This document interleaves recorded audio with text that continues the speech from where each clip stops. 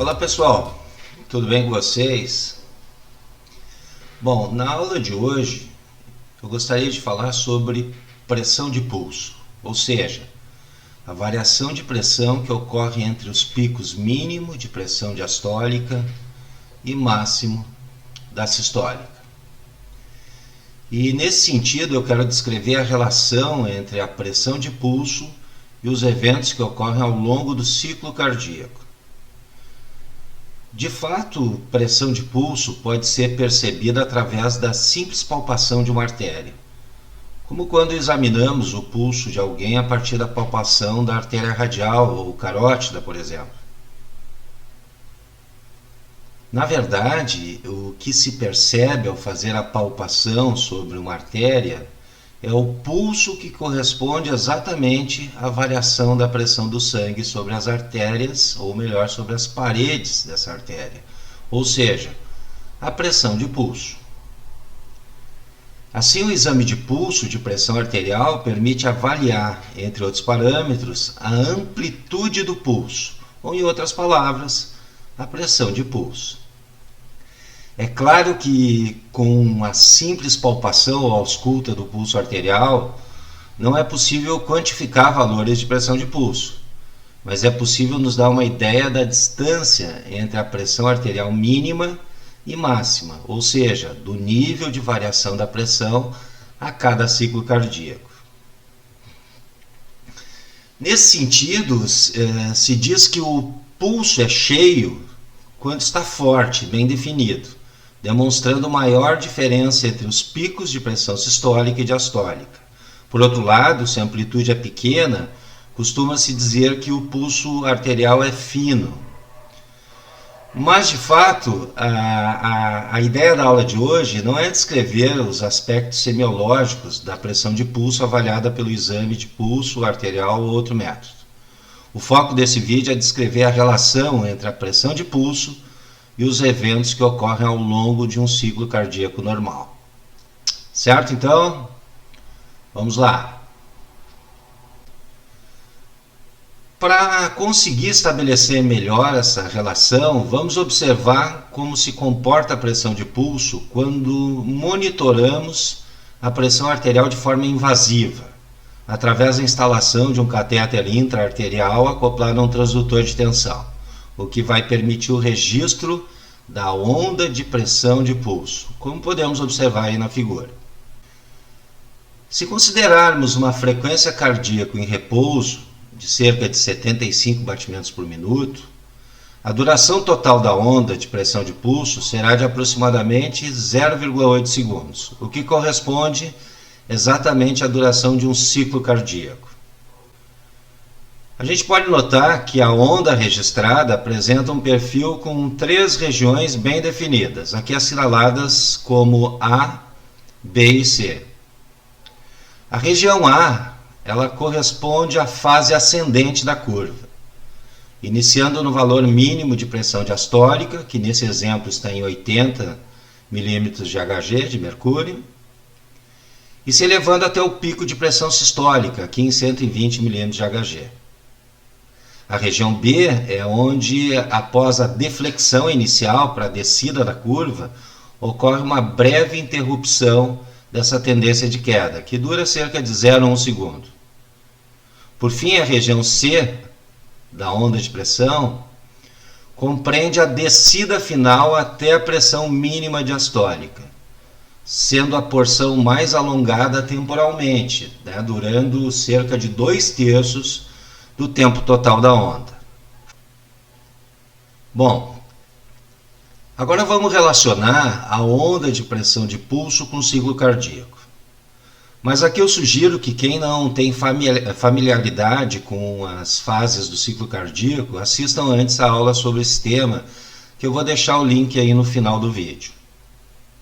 Então nós podemos relacionar a elevação da pressão arterial observada na porção ascendente da onda com a ejeção de sangue pelo coração. Então essa relação entre aumento de pressão e ejeção de sangue pelo coração ocorre durante a sístole ventricular, ou seja, a ejeção sistólica. De fato, a fase do ciclo cardíaco, conhecida como ejeção ventricular, ocorre logo após o início da contração dos ventrículos, o que leva a um aumento de pressão interna das câmaras ventriculares, abrindo as válvulas semilunares das artérias pulmonar e aorta, e permitindo então que o sangue seja ejetado para as artérias. Portanto, haverá uma redução de volume ventricular e um aumento da velocidade do fluxo de sangue pelas artérias, fazendo com que a pressão arterial suba. Na verdade, a ejeção ventricular não corresponde à primeira fase do ciclo cardíaco, e sim à terceira fase, que dura cerca de 0,2 segundos para um ritmo normal em repouso. Se examinarmos aí em termos de fluxo de sangue em uma grande artéria como a aorta, podemos observar que antes do início dessa fase o fluxo era zero, pois não havia ejeção de sangue a partir do ventrículo. Mas a partir do início da ejeção ventricular, o fluxo arterial sobe rapidamente e depois começa a desacelerar. É exatamente esse aumento de fluxo que fará com que a pressão do sangue sobre as paredes das artérias também suba, até seu nível máximo de pressão sistólica. De fato, o início da queda de pressão observada na primeira metade da região B da onda já é reflexo da desaceleração do fluxo que ocorre no final da fase de ejeção ventricular do ciclo cardíaco. Bom, agora, se examinarmos em termos de volume ventricular, obviamente na fase de ejeção do ciclo cardíaco é onde haverá o esvaziamento ventricular, portanto uma redução do seu volume. Mas observem um detalhe, que o volume ejetado é apenas uma fração do total de sangue do ventrículo, o que denominamos de fração de ejeção sistólica. De fato, vejam no gráfico que o volume caiu de 130 ml para cerca de 50 ml. Ou seja, foi ejetado um volume total de 80 ml, o que significa uma fração de ejeção de aproximadamente 60%, o que é considerado um valor normal, que é entre 55% a 70%. Ok? Mas, seguindo a nossa descrição da onda de pressão de pulso, a região B, conhecida como incisura dicrótica, é um pequeno sulco em entalhe que surge no início da fase descendente da onda e que ocorre na fase inicial da diástole, chamada de relaxamento ventricular isovolumétrico.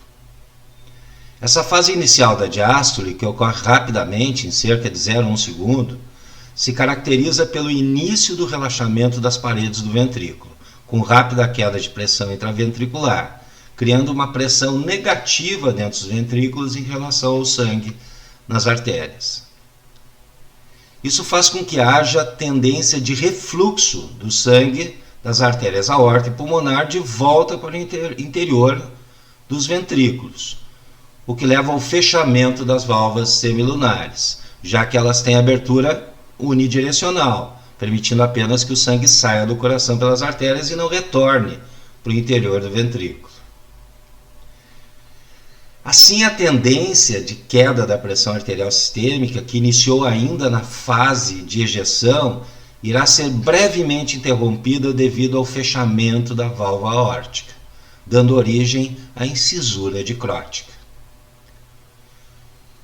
Um último detalhe aqui que podemos comentar aí nesse slide é que o fechamento das válvulas semilunares das artérias aorta e pulmonar, que ocorre aí nessa fase, será responsável pela segunda bulha cardíaca, ou seja, o segundo som cardíaco que se observa quando se ausculta o coração. Certo? Muito bem. Agora vejamos o que ocorre com o fluxo arterial e o volume ventricular nessa fase do ciclo cardíaco, a fase de relaxamento ventricular isovolumétrico ou fase 4, que, como foi falado, consiste na primeira e mais curta fase da diástole, com duração de cerca de 0,1 segundo. A gente deve lembrar que nesse momento não há mais ejeção de sangue pelas artérias, ou para as artérias. Portanto, não há fluxo em grandes artérias sistêmicas como a aorta. De fato, né, a brusca queda de pressão intraventricular que ocorre no início do relaxamento do ventrículo produzirá uma tendência de refluxo de sangue na aorta. E isso pode ser percebido aqui no gráfico, né? Uma pequena variação negativa de fluxo que não persiste, pois a válvula aórtica fecha, o que causa a incisura da onda de pressão de pulso, como havia mencionado anteriormente. Em relação agora ao volume ventricular, nós podemos observar que ele está no seu nível mínimo de volume ao longo do ciclo cardíaco, uma vez que na fase anterior houve a ejeção sistólica, e nessa primeira fase da diástole ainda não se iniciou o esvaziamento do ventrículo. Nesse sentido, não há variação de volume nessa fase, sendo por isso denominada de relaxamento ventricular isovolumétrico. Perfeito? Bom, vamos então analisar a porção final da onda de pressão, a região C, no traçado descendente da curva entre a incisura dicrótica até o nível mínimo de pressão diastólica. De fato, a redução da pressão se dá em função da queda do fluxo arterial que ocorre durante a diástole. Fazendo a relação com o ciclo cardíaco, estaremos aí nesse momento na fase tardia da diástole, que ocorre após o relaxamento isovolumétrico do ventrículo.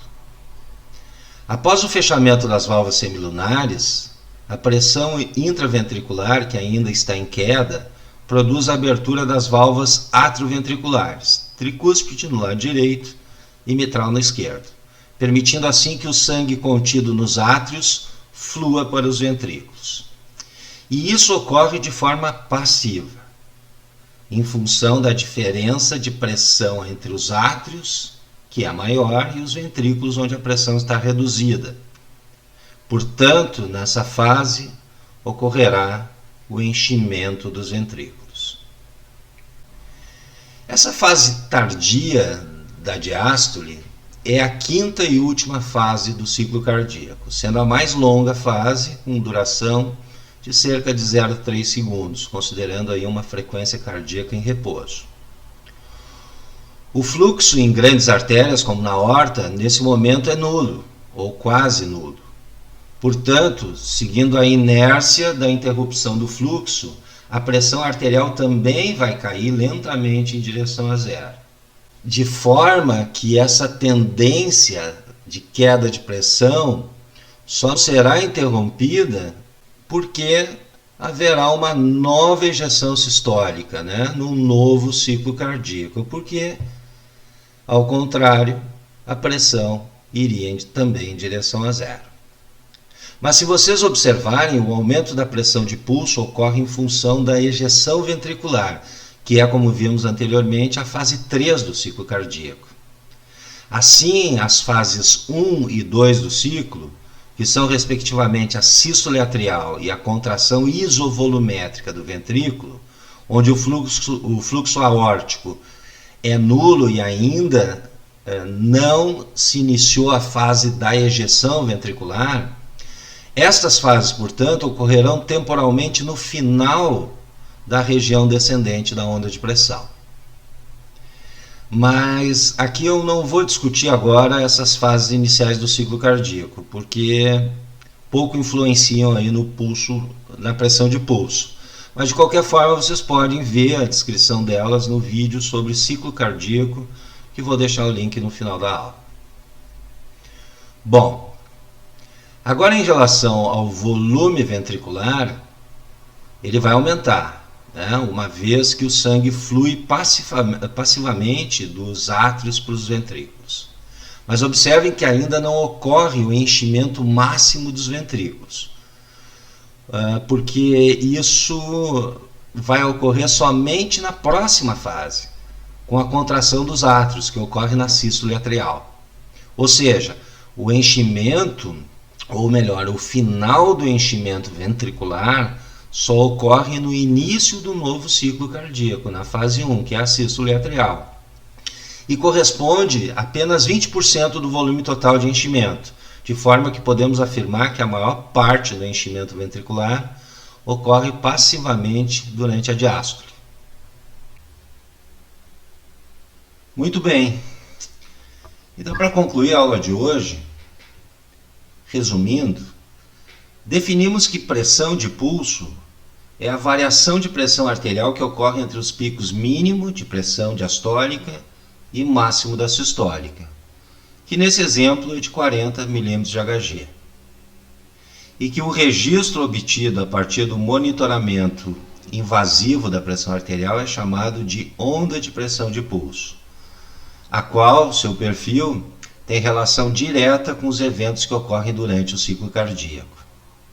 Portanto, quando realizamos um exame de pulso de pressão através da ausculta ou palpação, estamos percebendo a onda de pressão de pulso. E nesse sentido é importante esclarecer, porque muitas vezes eu vejo alguma confusão em relação a isso, que o que é auscultado ou palpado no exame de pulso radial, por exemplo, é diferente daquilo que se ausculta quando se faz o procedimento de aferição não invasiva da pressão arterial. De fato, na ausculta, durante a medição da pressão arterial, se ouve o que chamamos de sons de Korotkov, nome dado em homenagem ao russo Nikolai Korotkov, que desenvolveu um método auscultatório da aferição da pressão arterial. Mas essa é uma outra história para ser contada aí em outro dia, certo? Bom, então eu vou ficando por aqui hoje. Espero que tenham aproveitado o conteúdo. Aguardo seus comentários, sugestões. Isso vai enriquecer as nossas aulas com certeza. Tá? Um grande abraço. Até a próxima.